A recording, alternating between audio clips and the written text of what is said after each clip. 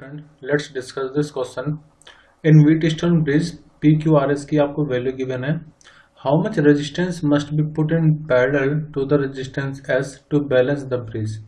ये question UPTGT 2004 से पूछा गया है और क्लास 12 के करंट इलेक्ट्रिसिटी चैप्टर से है। देखो, पहले मैं आपको बता देता हूँ व्हीटस्टोन ब्रिज में क्या होता है। ऐसे 4 रेजिस्टेंस होंगे,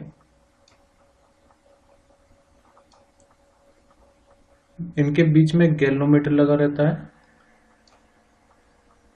ये से कनेक्ट होगा। ये लेट P, Q, ये R और ये S।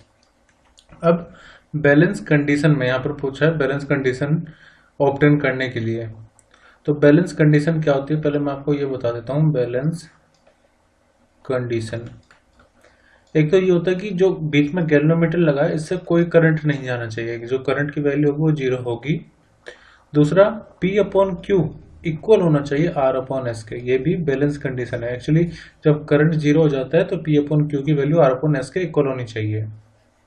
अब यहाँ पर अगर देखा जाए गिवन PQRS की जो वैल्यू है, अगर मैं उसको इस फॉर्मूले में यहाँ पर पुट करूँ, P 9 है, Q 11, R कितना है 4/6, तो ये रेशो इक्वल नहीं है, तो मैं इसको अनइक्वल का साइन लगा रहा हूँ। इक्वल नहीं है, हमें इसको इक्वल बनाना है।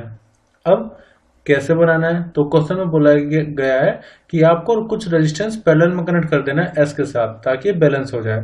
तो मैं मान के चलता हूं कि लेट जो रेजिस्टेंस S है यहाँ पर, मैंने इसके साथ पैरेलल में कोई रेजिस्टेंस कनेक्ट कर दिया, लेट उसकी वैल्यू है X। मुझे X फाइंड करना है।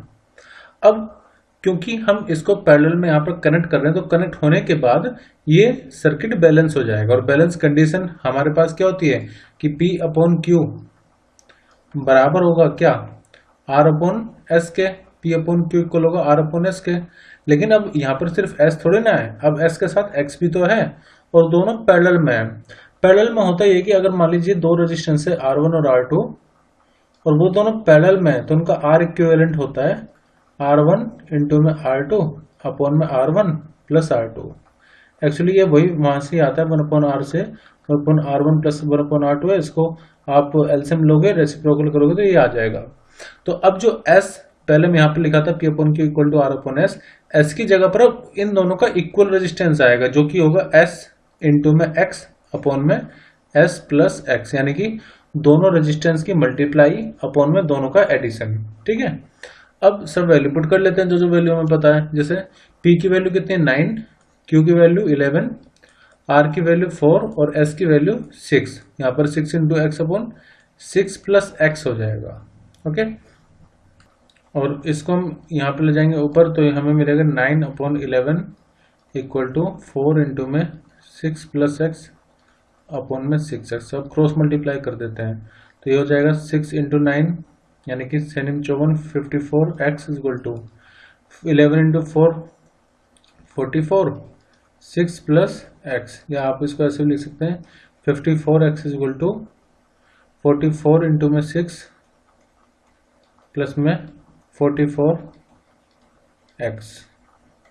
इसी को आप ऐसे भी लिख सकते हैं, 44 को इधर लाएंगे तो 54 में से 44 माइनस करेंगे, 54x minus 44x equal to ये 6 4 24 तो आ जाएगा 264।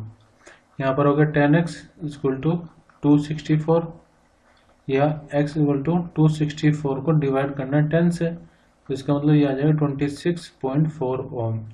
तो ये बैलेंस कंडीशन तब हमें मिलेगी जब x की वैल्यू यानी कि s के साथ हम 26.4 ओम का रेजिस्टेंस ऐड कर देंगे पैरेलल में। तो करेक्ट आंसर होगा ऑप्शन सी।